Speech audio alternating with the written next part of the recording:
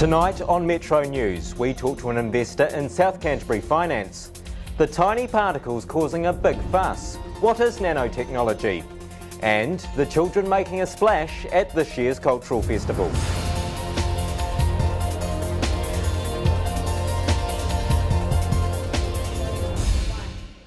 Kia ora, good evening, I'm Jonathan Mitchell and welcome to Metro News, a local news bulletin prepared by the students of the New Zealand Broadcasting School.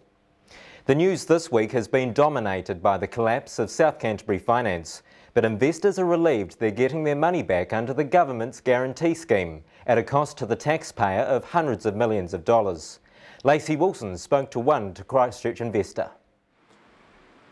Like many others, Brian Pauling invested his money in South Canterbury Finance, under the government's guarantee scheme. My financial advisor suggested that if I was to reinvest, it would be wise to reinvest with the government guarantee. And who am I to challenge the wisdom of my financial advisor?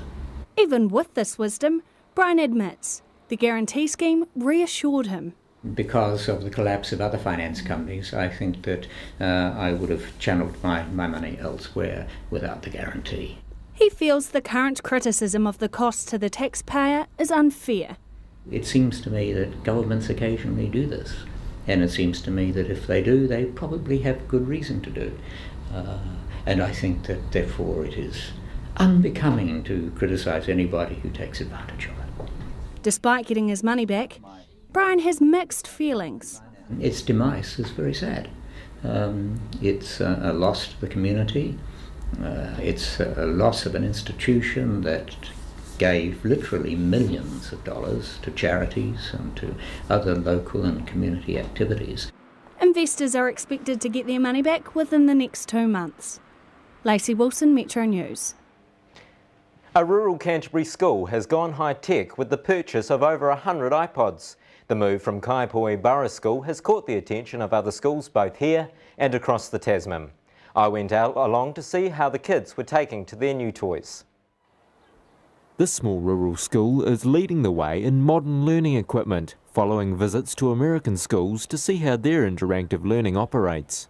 They were providing the iPod Touches for children to assist them with their reading and their writing and their spelling. And the programs that they were providing for them through the iPod Touch were definitely making a difference. It's a move which has caught the attention of other New Zealand and Australian schools. This term alone, we've got 7 schools that are visiting us to look at things that we're doing now. They are looking, in most cases, at what we're doing with iPod Touches. After spending most of last year trialling the iPods, the school purchased 150 early this year to assist the students who are embracing this new style of teaching. It teaches you how to add up, like if you needed to add up to 10, you can use 5 plus 5 equals 10. I'm working on your body parts in Maori. Yeah, it just says it Maori and you need to guess it and you just click it. And teachers are also seeing the benefits. I've used them a lot for maths to support our maths program, and Te Reo Māori language as well, and we studied South Korea as part of our FIFA World Cup thing, so the kids were using them to find information. For the cost of a single laptop, the school can get 5 iPods, and they have high hopes about extending their interactive learning program into the future. Jonathan Mitchell, Metro News. Most people would agree wining and dining is not a typical study technique, but for one hospitality student, doing just that has paid off. Claire Martin went to meet the award-winning Christchurch waitress. There we are, ma'am. Christine Mallinson has just been named New Zealand's Service Professional of the Year. Basically, she's New Zealand's best waitress. By day, she studies at Christchurch's School of Food and Hospitality, and by night she's waitressing at one of the city's biggest hotels. After winning South Island Waitress of the Year, she made a bet with her Crowne Plaza boss. He said that if I took out South Island Waitress of the Year, that he'd send me up to Auckland to compete in nationals. Christine was quietly confident competing alongside more than 1,000 people. She was tested on everything from viticulture and wine knowledge to her tableside manner. Just tell me when you'd like me to stop there. Yeah.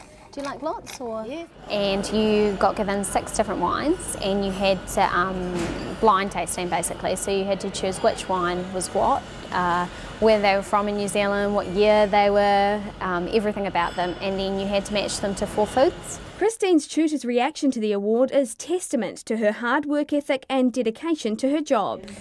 When I heard the news, I was totally ecstatic, relieved, definitely, a little bit teary-eyed that she'd actually achieved it. It was great. And doing so well is something that has inspired many, even her older, more experienced tutor. I actually found that Christine has inspired me, for someone her age, so dedicated and focused. She's shown me that 19-year-olds can have this kind of pressure, deal with it so well, and take control of what they're doing and push forward and just achieve such great rewards. And pushing forward is in Christine's plan for the future too. Once she finishes her diploma in hospitality management, she's hoping to be at the top, managing other training waitresses. Claire Martin, Metro News. As we get older, many would agree it becomes harder to get out and about, resulting in some elderly people being forced to spend more time at home than they used to. But one Christchurch woman is campaigning for change, a change she says needs time and organisation, not money. Gracie Fee reports. As a self-proclaimed ageing lady herself, Carolyn Potter believes just because your body's getting older doesn't mean your social life has to. These people have gradually got into the habit, or because they've got no transport, have gradually isolated themselves in their own homes and have lost the ability to reconnect back with the community. Reconnecting elderly people with the community has become her goal. She wants to create an umbrella organisation to bring together all the different groups. Age Concern and other organisations do it, but I want the people to be re-engaged with communities rather than just one person. And she says it doesn't need to cost a lot. But I just don't think it requires an enormous amount of money. I just think it requires people who are willing to knit organisations, older people, health organisations and all the rest of them together.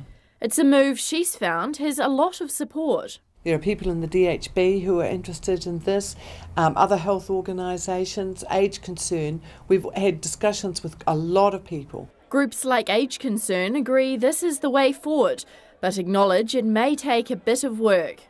I think Carolyn's idea it's an excellent idea, but as I say, I think it'll take some time to achieve it. Time this walking group, the Happy Ramblers, are already using wisely, proving being over the hill rather than under it doesn't necessarily mean you should stay indoors.